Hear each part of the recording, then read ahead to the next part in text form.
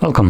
In front of me is a Odys Thanos 10, and today I'll show you how we can put the device into recovery mode and wipe cache partition from there. So, to get started, we'll need to power it off by holding the power key. And once it turns off, hold power and volume up at the same time. So both of those keys. This will boot us into boot mode. And then using volume up only, you want to navigate through the options, assuming recovery mode isn't selected already. If it is, then press volume down. And also if you selected it, once you select recovery mode, you can also press volume down. This will then boot us into said mode. No, it is upside down, don't worry, that's normal apparently. So then using volume down, you want to navigate down. Up will now navigate up.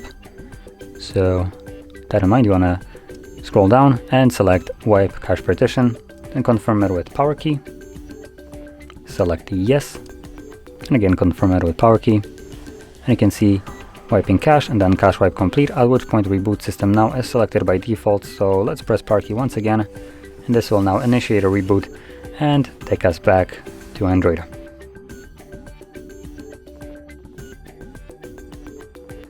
And as you can see, we are now back in Android. So, if you found this very helpful, don't forget to hit like, subscribe, and thanks for watching.